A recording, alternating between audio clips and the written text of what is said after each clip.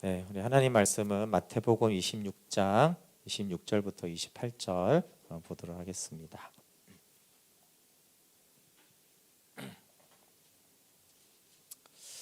네, 마태복음 26장 26절부터 28절, 주의 만찬에 대한 말씀입니다. 우리 짧으니까 한 목소리로 이렇게 봉독해 보겠습니다. 26장 26절부터 28절 시작. 그들이 먹을 때 예수께서 떡을 가지사 축복하시고 떼어 제자들에게 주시며 이르시되 받아서 먹어라, 이것은 내 몸이니라 하시고 또 잔을 가지사 감사기도 하시고 그들에게 주시며 이르시되 너희가 다 이것을 마시라, 이것은 죄 사함을 얻게 하려고 많은 사람을 위하여 흘리는 바 나의 피 곧 언약의 피니라. 아멘. 네, 오늘은 성찬의 열매는 그리스도와의 연합이다라는 제목으로 한 주 쉬었는데요. 네, 계속 기독교 강요 나누도록 하겠습니다. 네, 우리 늘 하듯이 간단하게 복습을 좀 하겠습니다. 네, 넘겨주셔야 될 것 같아요. 잘 안 넘어가네요. 네, 저희 넘겨주세요. 제가 한 건가요? 네, 교회를 뭐라고 하냐 하면은 이제 뭐 성경에서는 신부 또 그리스도의 몸이라고 하는데 칼빈은 이제 어머니라고 이렇게 했고요. 우리 이 교회와 연합되면서 우리가 그리스도와 연합된다라고 했고, 교회의 표지는 바른 복음, 바른 예배, 이 두 가지가 교회됨의 핵심이라고 했고, 근데 이제 카톨릭의 이제 교황 제도가 어떻게 이 바른 복음과 바른 예배를 이제 좀 변질시켜 왔는지, 또 적그리스도의 왕국이 되어져 갔는지, 그러면서 이 정치 제도가 교리의 순수성을 어떻게 더럽혔는지를 좀 살펴봤습니다. 그러면 이제 교회 정치와 예배의 바른 길 어떻게 정해야 되느냐라고 했을 때, 사랑을 함량하는, 사랑이 많아지는 방법으로, 그리고 이제 예의절과 인성 교육이 그래서 교회 안에서도 중요하죠. 어른이나 자녀들이나, 그리고 이제 양심의 자유. 그래서 이렇게 규정을 정하는 것이 이제 속박 같지만 사람들의 관습과 판단이 다 다르기 때문에 사실 약속해서 이렇게 지키자고 하는 것이 오히려 하나됨에 도움이 된다고 했습니다. 그래서 교회법에 의해서 우리는 각각 자유를 누리지만 동시에 이제 사랑을 실현하기 위해서 다소 제한도 받습니다. 그리고 이제 교회에서의 바른 권징은 교회 하나됨뿐만 아니라 이제 신앙 성숙에 중요하고, 바울은 내가 눈물로 각 사람을 훈계한 것에 대해서 그것이 영혼들이 하나님께로 나아가는 중요한 한 방법이라고 말을 했습니다. 네, 그리고 이제 성례에 대해서 지난주부터 좀 나누었는데요. 네, 하나님의 선하신 약속을 우리의 양심에 인치는 표이고, 하나님이 우리의 양심에 인치는 표, 외적인 표고, 우리에게는 하나님께 충성을 확인하는 것입니다. 그래서 언약의 표징인 성례에서 이제 복음 없이 이렇게 성례를 행하는 건 아무 의미가 없고, 복음의 내용에 인장 도장을 찍는 것과 같은 역할을 하는 것이 이제 성례라고 했고, 또 다른 표현으로 이제 보이는 말씀이라고 했습니다. 그리고 이제 지난주에 세례는 일평생 깨끗함을 받는다는 표다. 그리고 세례의 최종 목적은 그리스도며 그리스도와의 연합이라고 했어요. 이게 이제 세례에 대한 가장 중요한 내용이겠죠. 세례는 목적은 우리가 뭘 하는 것이 아니라 그리스도고 그리스도와의 연합이다. 그래서 그리스도 안에서 우리가 죽고 그 안에서 새 생명을 얻는 것이고, 세례의 완성은 그래서 그리스도 안에 거하는 것, 연합을 말합니다. 그래서 우리는 그리스도를 세례의 고유한 목적이라고 부릅니다. 네, 오늘 할 부분은 지난주까지는 이 성례에 대한 성경을 이제 칼빈이 이렇게 풀었기 때문에 성경적이고 복음적인 거예요. 근데 오늘부터 이제 말하는 세례 부분에는 칼빈 이제 성경을 푼 것도 있는데 칼빈의 개인적인 견해도 있어요. 그래서 조금은 이제 다른 관점에서 지난번에 말한 세례는 굉장히 중요하고 진리적인 선포인데, 오늘은 이제 칼빈이 맞는 것도 있고 칼빈의 견해로서 이렇게 받아들일 부분도 있습니다. 그래서 제가 좀 세례에 대한 칼빈의 견해라고 이렇게 좀 했는데, 당시에 카톨릭하고 이제 가장 큰 충돌을 했지만 이제 개혁주의 이라고 하는 뭐 루터파나 또 칼빈을 따르는 사람들이 제세례파라고, 오늘날로 말하면 동일하진 않지만 사실은 이제 침례교라고 말할 수 있어요. 침례교의 이제 선배들하고 굉장히 이제 충돌을 했어요. 근데 지금처럼 이렇게 같은 기독교 형제다 이렇게 개념 본 게 아니라 거의 이제 뭐 이단시하면서 적대적으로 이렇게 좀 했는데, 세례에 대한 부분이 이제 칼빈하고 제세례파가 굉장히 다릅니다. 근데 이제 칼빈은 기본적으로 세례를 구약의 할례와 비슷한 개념으로 보고 있어요. 할례와 비슷한 개념으로 보는 것이 이제 쭉 칼빈이 세례를 어떻게 해석하는가 이제 중요한 열쇠입니다. 네. 그리고 이제 세례는 이제 오늘 말하는 것들이 제가 그냥 넘어갈까도 하지만 종종 이제 사람들이 좀 궁금해하는 거기도 합니다. 뭐 그런 부분들 다루는데, 예를 들어서 군대에서 초코파이 준다고 그래서 얼떨결에 세례를 받았는데 그거 다시 받아야 됩니까? 또 뭐 아니면 뭐 이렇게 그때 내가 그 세례 주는 사람이 마시간 목사님이더라고, 알고 보니까. 그래서 내가 그런 데서 내가 듣고 이렇게 했는데, 사실 이런 것들이 종종 물어오기도 하는 거여서 칼빈이 이제 그걸 할례 개념으로 보기 때문에 이제 칼빈이 정리한 대로 대부분 이제 장로교나 교회들이 좀 하고 있어요. 근데 이거는 이제 완전한 진리라기보다는 충분히 옳은 견해라고 보기 때문에 이제 교회가 그렇게 하는 거죠. 그래서 세례는 주님의 손에서 직접 받는 것 같이 받아야 된다라고 하면서, 이것과 관련된 게 뭐냐면 주님이 주는 세례니까 집례하는 사람의 공로에는 상관이 없다는 거예요. 그러니까 택배 기사란 말이에요. 그러니까 제품이 중요하고 그 중요한 택배 기사가 잘생겼냐 못생겼냐, 성격이 안 좋다고 그 제품이 잘못된 거는 아니다. 그러니까 이제 집례하는 사람이 혹시 잘못된 사람일지라도 그 세례는 예수님이 준 것이기 때문에 그 세례는 유효하다. 그 근거로 칼빈은 이제 구약의 배교한 제사장들이 할례를 행해도 그 할례를 인정해 줬거든요. 그런 예를 들면서 세례도 유효하다. 근데 이제 그 제세례파는 어떻게 말했냐면, 교황제도 하에서 받은 그 세례는 무효다. 그러니까 다시 이제 세례 침례를 받아요. 그러니까 이제 제세례파, 그러니까 제침례파가 이제 되는 거예요. 다시 침례를 받아야 된다. 그렇죠. 그러니까 이제 이 침례교 쪽에서는 침례자가 문제가 있고, 그 교황제도에서 그런 신부들한테 한 거는 이제 세례가 무효다. 그러니까 다시 세례를 받아야 된다, 침례를 받아야 된다, 이렇게 했어요. 이제 두 번째, 이제 칼빈은 세례를 먼저 받고 후에 회개를 해도 그 세례는 유효하다. 그러니까 무슨 말이냐면 정신없이 세례를 받은 거예요. 나중에 복음을 깨닫고 자기가 회개를 진짜 했고 중생의 체험을 한 거예요. 그러니까 내가 그때 너무 모르고 세례를 받았어. 내가 이제 거듭나고 보니까 세례가 너무나 거듭난 거 딱 맞는 거죠. 그리고 성경에 보니까 이제 거듭난 사람이 세례를 받으라고 했으니까 나 옛날에 그거 모르고 받았으니까 다시 세례를 받겠다라고 할 때 칼빈은 이제 그거는 유효하다는 거예요. 그 과거에 받은 것이. 왜냐하면 이것도 이제 구약의 할례로 보는데, 구약에서 사람들이 할례를 받고 하나님을 떠났다가 회개를 하면 다시 이제 그 할례를 받아야 된다고 하는 것이 아니라 그 과거의 할례를 이제 인정해주고 그냥 언약만 회복하면 됐기 때문에 그런 거예요. 그리고 이제 세례의 방법은 중요하지 않다라고 했어요. 그러니까 세례, 우리 이렇게 뿌리는 세례든 물에 잠그든 침례든, 침례를 할 때도 한 번 물에 잠그든 세 번, 성부, 성자, 성령 이렇게 세 번을 잠기든 그 방법은 그렇게 중요하지 않다. 그러니까 칼빈도 이렇게, 칼빈은 세례를 하고 침례교는 침례 이렇게 한 건 아니에요. 방식에 대한 것들은 칼빈도 다 가능하다. 그 이제 나라마다 교회마다 이제 선택하면 된다라고 했어요. 그런데 이제 지금 들으면 조금 이제 우리가 의아한 거는, 칼빈이 이제 여성들이 세례 주는 것을 허락하지 않았는데 그것은 여성들이 사제가 되는 것, 즉 목사가 되는 걸 반대했어요.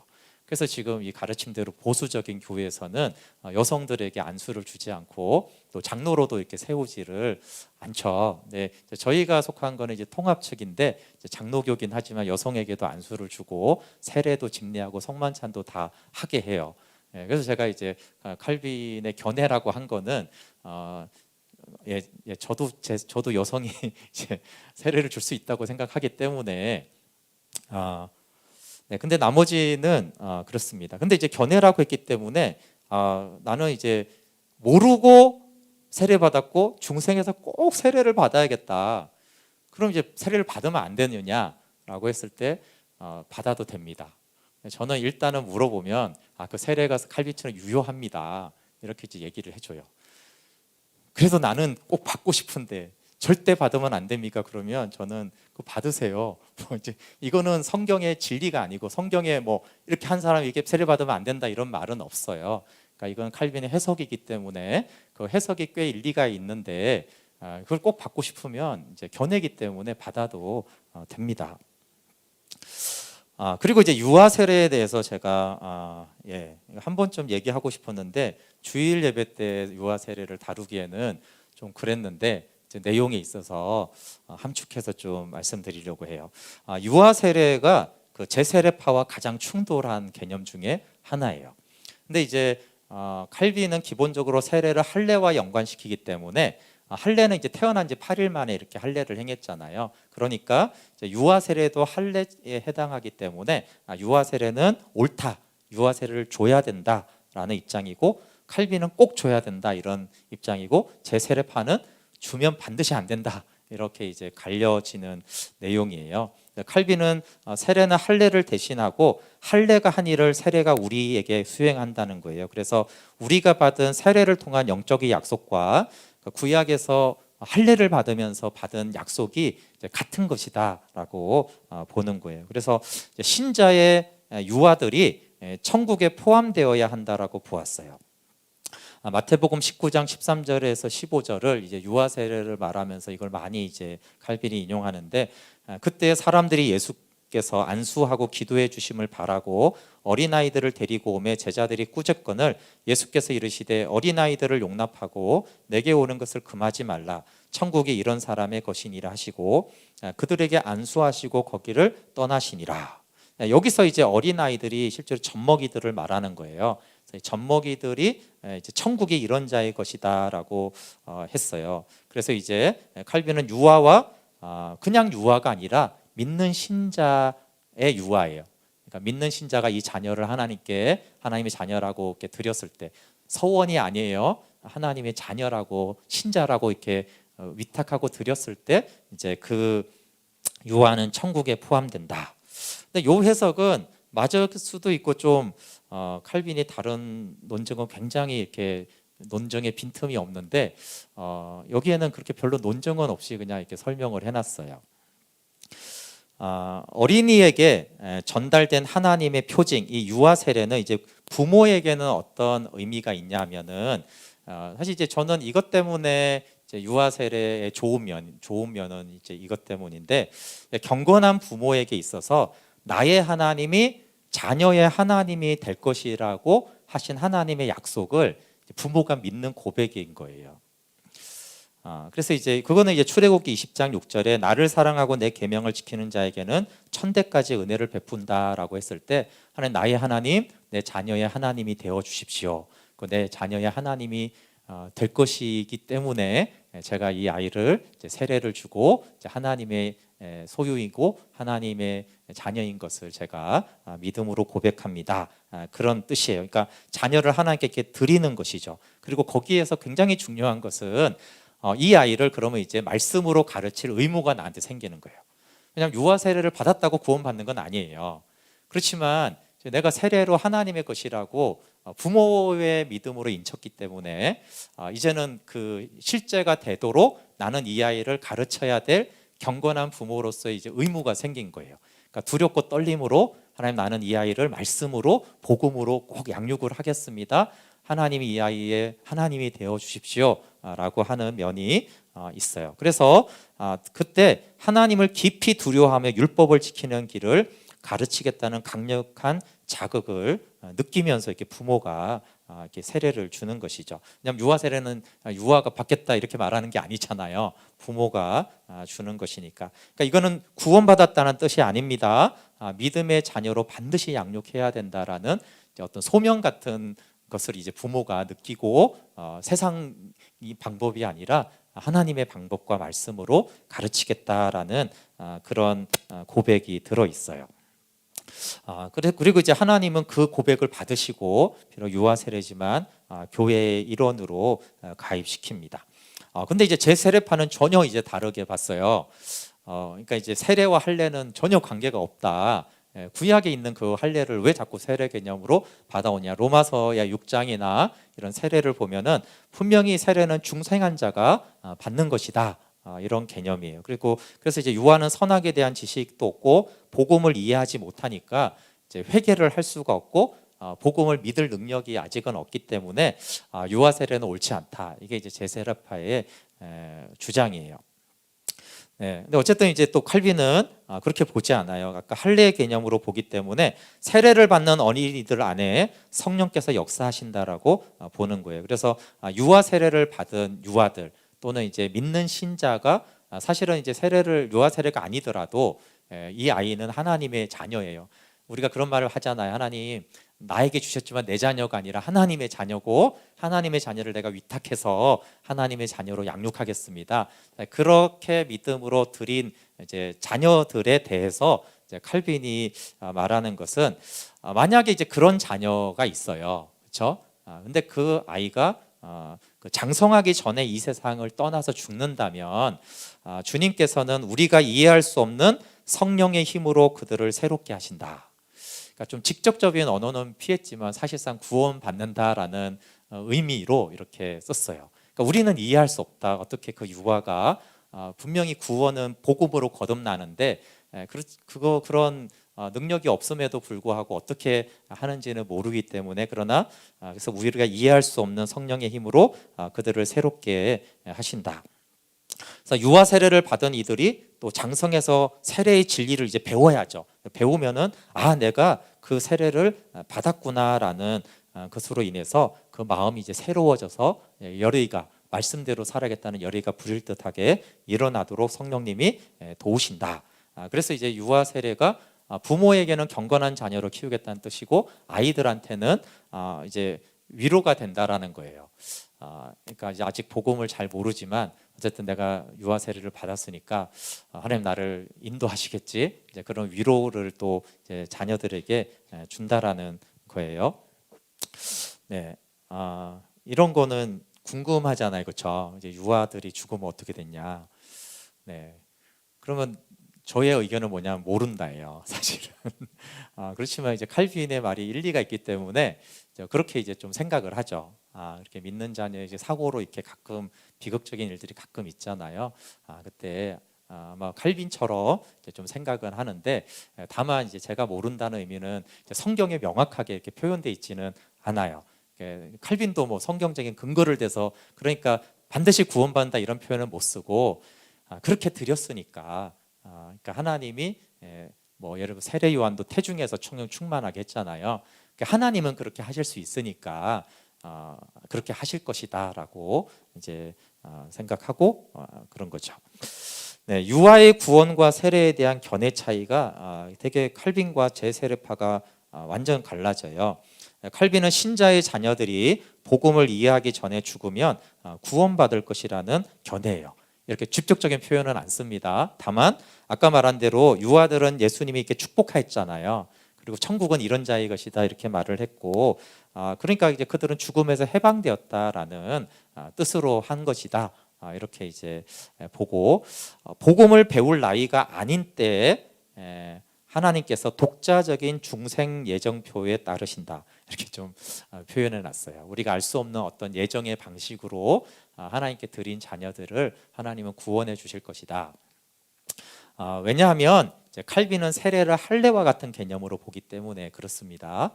근데 이제 제 세례파는 신자의 유아들은 구원받지 못한다 이렇게 말하지는 않아요. 다만 구원받지 못할 것처럼 이제 표현을 해놨어요. 왜냐하면 아직 복음을 모르니까 저주 아래 있는 것이다 이런 표현을 쓰고 복음을 이해하고 믿음으로 받아들인 자만이 구원을 받는다는 견해고 세례나 할례와 무관하고 오직 복음을 믿고 거듭난 사람만이 이제 구원을 받고 세례를 받는다라는 견해이기 때문입니다.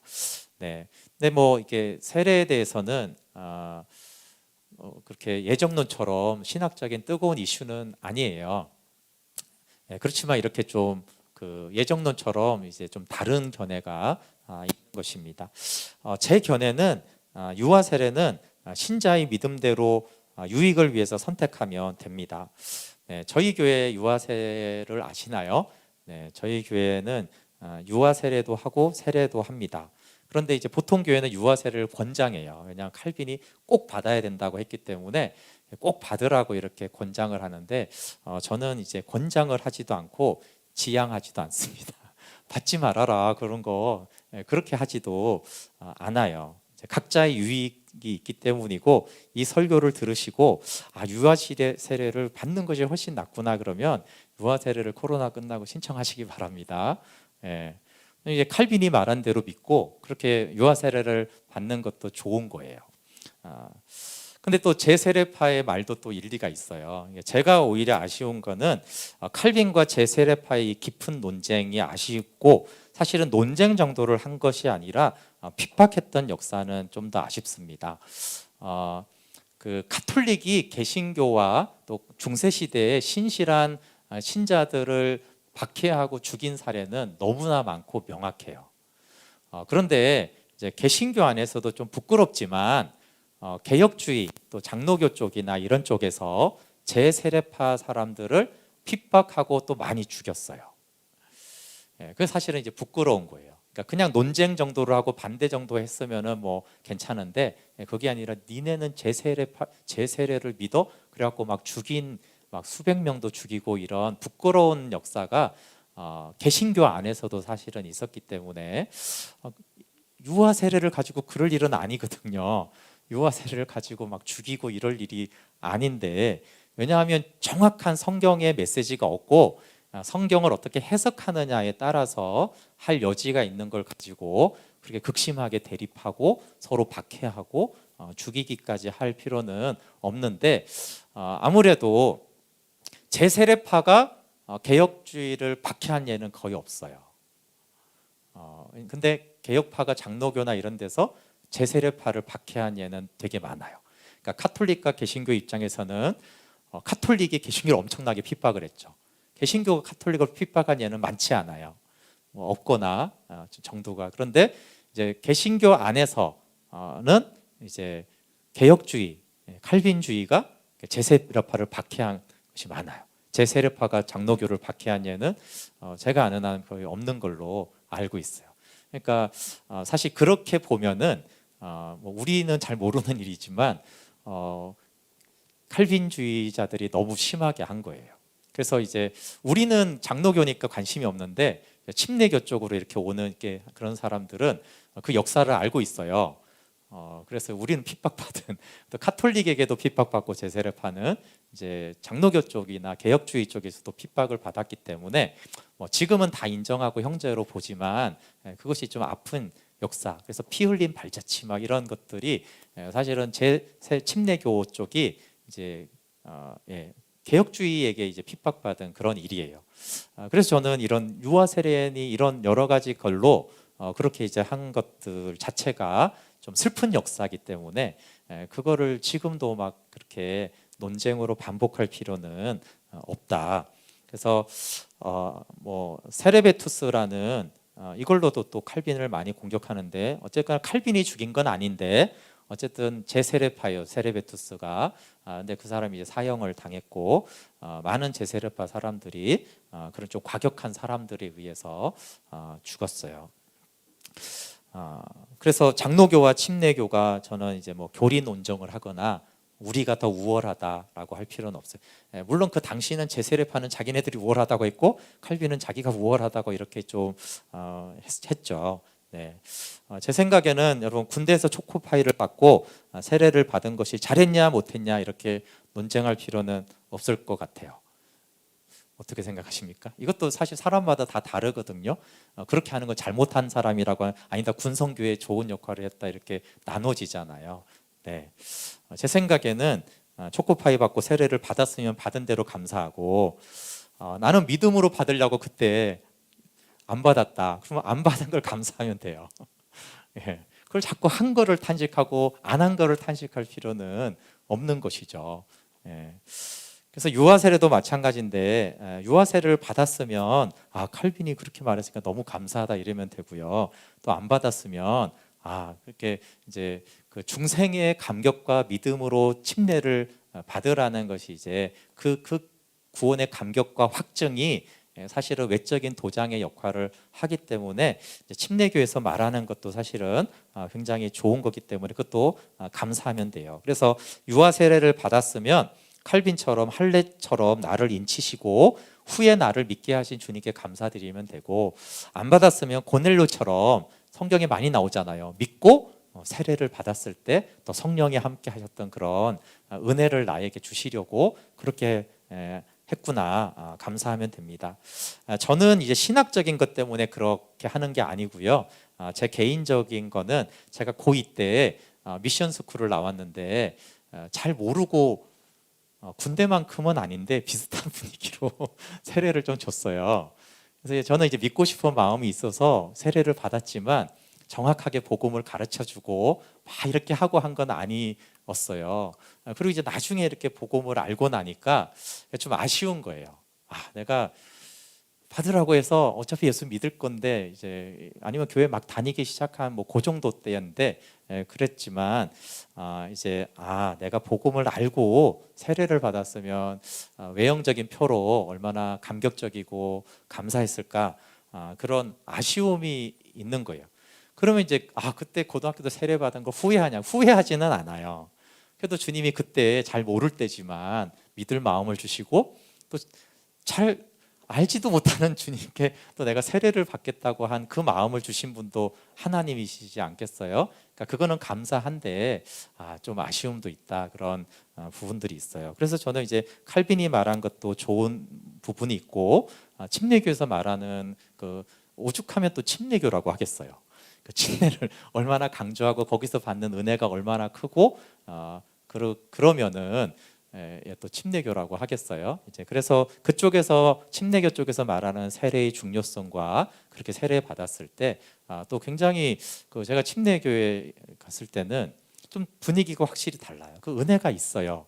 이렇게 장로교회 이렇게 세례보다 에너지도 많이 쓰고, 아세요? 이렇게 보통 다는 아닌데 보통 침례교회는 조금에도 이 강단 뒤에 침례탕이 있어요. 그러니까 그만큼 에너지도 막 공간도 준비하고 이제 그런 식으로 하고, 또 이게 침례 받으면 정말 온 성도들이 이렇게 굉장히 이렇게 막 결혼식처럼 이렇게 축하해주고 그런 게 있어요.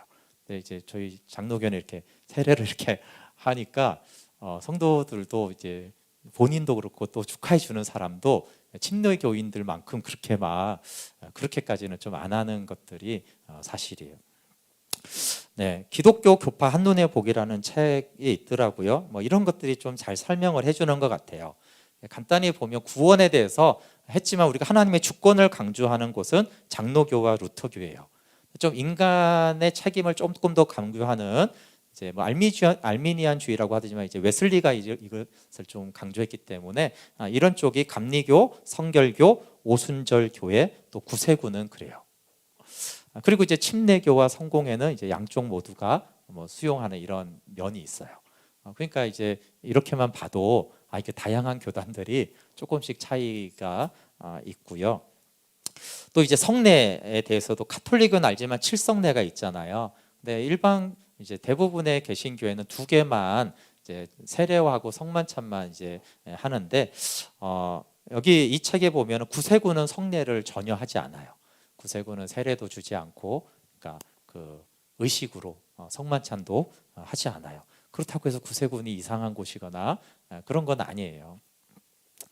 네, 또 이제 유아 세례를 하지 않는 곳은 침례교와 오순절 교회입니다. 아까 말한 대로 이제 중생한 자가 받아야 된다라고 믿기 때문에. 그러면 이게 모든 침례교와 오순절가 반드시 그러느냐? 그러지 않아요.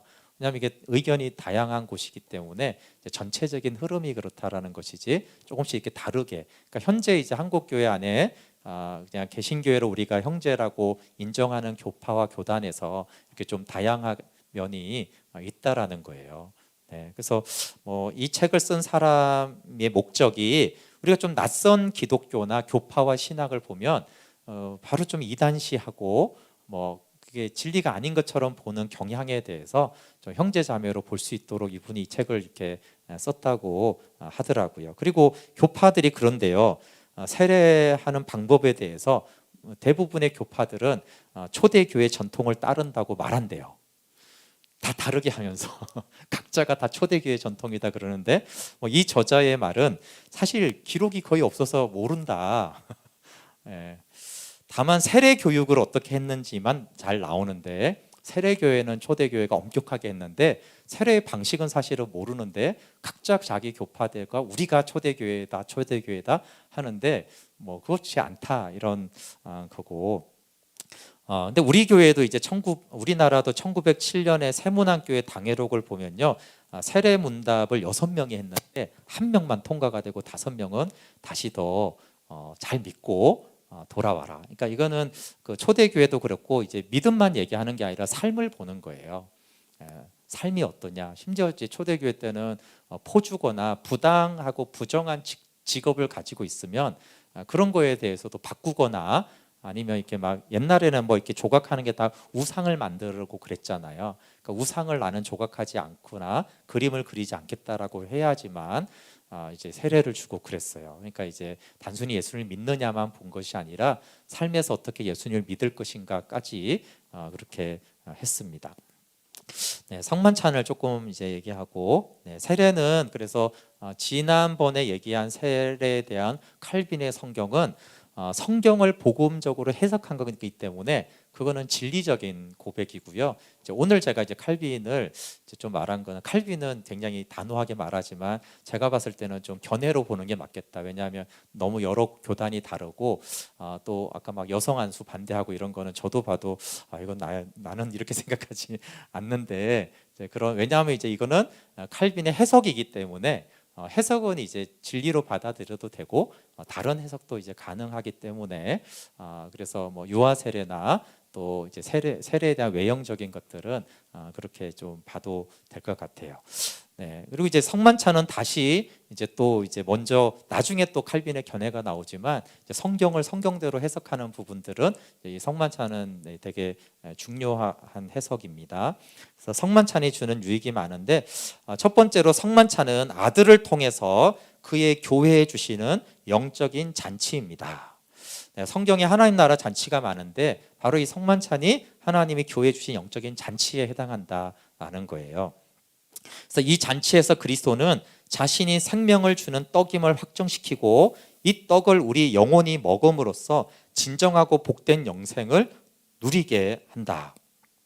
그리고 이제 두 번째 유익은 떡과 포도주는 이제 그리스도의 살과 피에서 받는 보이지 않는 양식을 상징합니다. 그래서 우리 영혼의 유일한 양식은 그리스도잖아요, 그렇죠? 그 그리스도를 어떻게 먹게 하느냐라고 했을 때 이제 성만찬을 통해서 아버지는 우리를 그리스도께로 초대하시고 우리가 그에게 참여함으로써 이 떡과 잔을 먹는 것이 참여하는 것으로서 힘을 회복하며 하늘 영생에 도달할 때까지 몇 번이고 기운을 얻도록 하신다. 세 번째 유익은 그리스도와의 연합의 신비는 이해할 수 없는 것이다. 그러니까 그리스도의 연합이 복음의 핵심인데, 사실 이거는 이제 연합에 들어간 사람들은 이 연합은 너무나 확실하고 간단하다라고 하지만 또 그렇지 않은 사람들은 도대체 그리스도의 연합이 뭐냐, 그러니까 이제 신비의 영역인 거예요. 그러니까 성령님만이 알 수 있는 거지 우리가 깨닫거나 생각해서 그리스도의 연합을 알 수 있는 영역은 아닌 것이죠. 그래서 칼빈은 예수님이 성만찬을 만들어 줬다는 거예요. 원래 연합은 신비한 것이고 영으로만 깨달을 수 있는데, 근데 거기에 이르지 못하는 많은 사람들이 있잖아요. 그래서 우리가 그렇게 적은 능력으로 영적이지 못한 부분이 있기 때문에 가장 적합한 보이는 표징, 그리스도와의 연합의 신비의 형상을 보여준 거예요. 연합이 뭐예요? 그러면 이게 연합이야. 왜요? 살을 먹고 피를 마시니까 그 이제 연합된 거잖아요. 그렇게 이 놀라운 신비의 복음을 우리에게 보여주신 것이 이제 성만찬이다. 그래서 떡과 포도주가 육체의 생명을 유지하는 것과 같이 영혼은 그리스도에게서 양식을 얻습니다. 그래서 우리의 육체는 먹는 것과 마시는 것에서 힘을 얻지만 우리 영혼은 그리스도를 먹어야 되는 거예요. 그리스도가 유일한 양식입니다. 근데 이제 성만찬은 주의 몸이 우리를 위한 희생 제물이 되셔서 지금도 우리가 먹을 수 있고 또 먹게 함으로써 십자가의 역사를 우리에게 느끼게 하는 것입니다. 당연히 이제 주의 피가 흘려졌다라는 것을 알게 하시기 때문에 주님은 잔을 내 피로 세우는 새 언약이라고 누가복음 22장 20절에 말씀하셨어요. 네, 그다음에 이제 성찬의 열매는 그리스도와의 연합이다. 네, 제가 이거를 이제 제목으로 했는데 놀라운 교환입니다.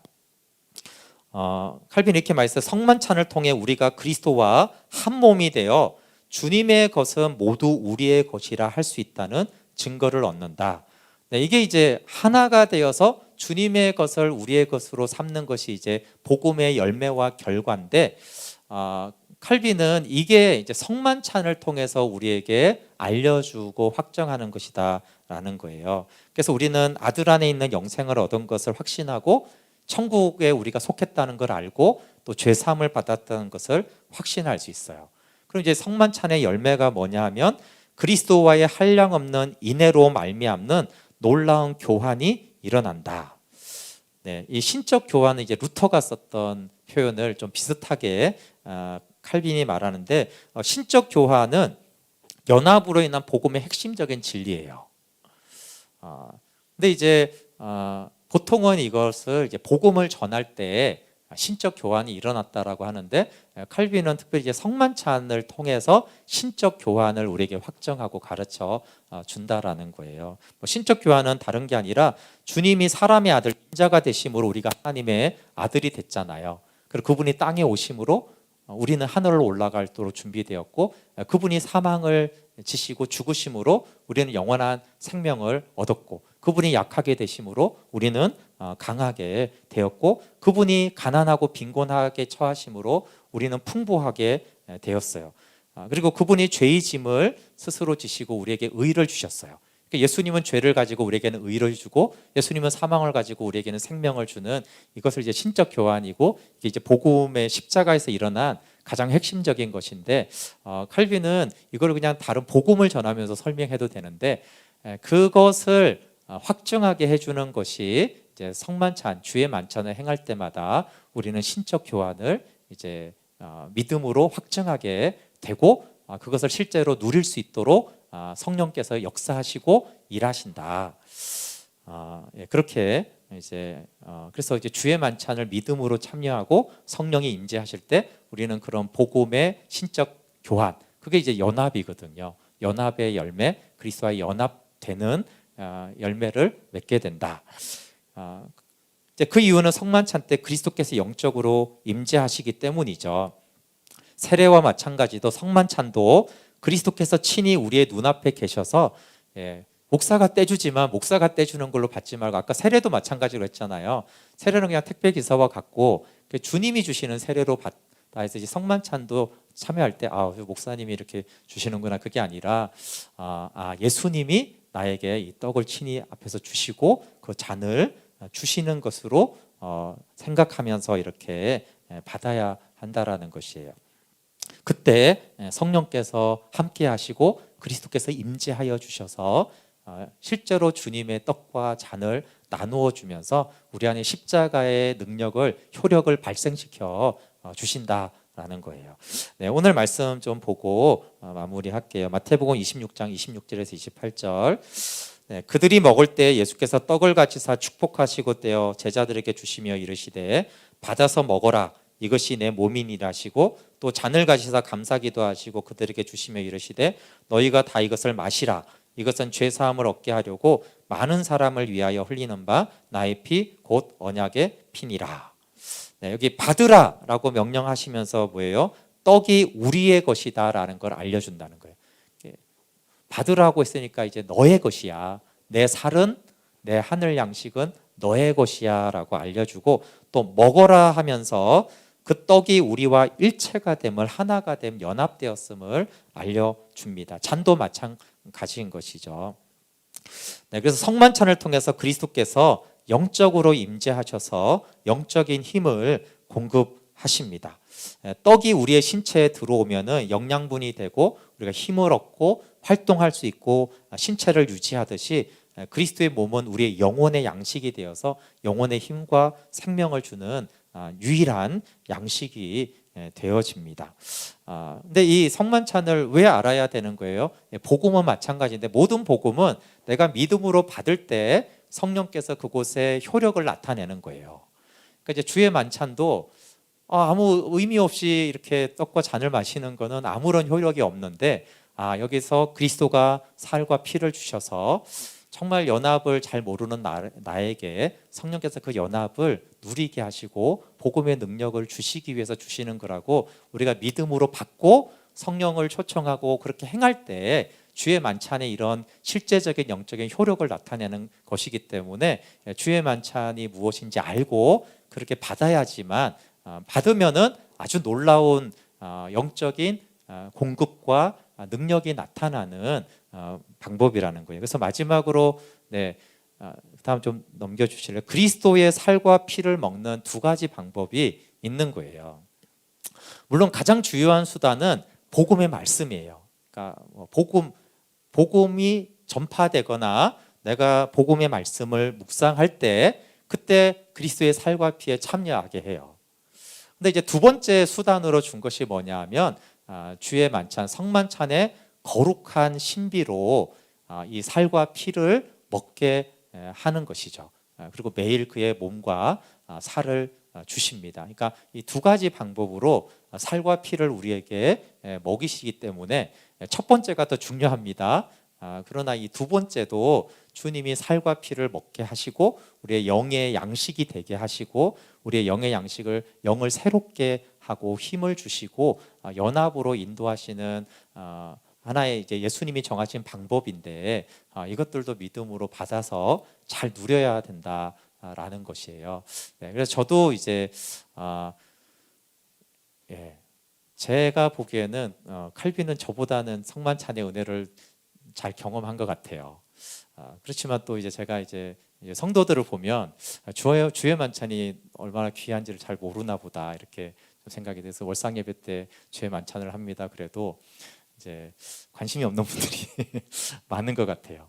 근데 이 두 가지 방법 중에 첫 번째는 아니지만 굉장히 유효한 수단으로서 이렇게 초대교회부터 지금까지 왜 주의 만찬을 교회마다 행하고 이것들을 계속 했는지를 생각했을 때 너무나 많은 사람들이 이게 주의 만찬을 통해서 복음의 연합을 누리고 성령 충만하게 되어지고 이제 영적으로 강해졌다라는 것인데 우리가 그걸 믿음으로 받지 않고 갈급함과 사모함으로 받지 않아서 이 은혜를 놓치는 일이 없도록 하면 이제 우리가 좀 생각하고 이렇게 주의 만찬에도 기도하고 이제 참여하고 그렇게 하시면 좋겠습니다. 네, 우리 찬양하고 같이 기도하겠습니다.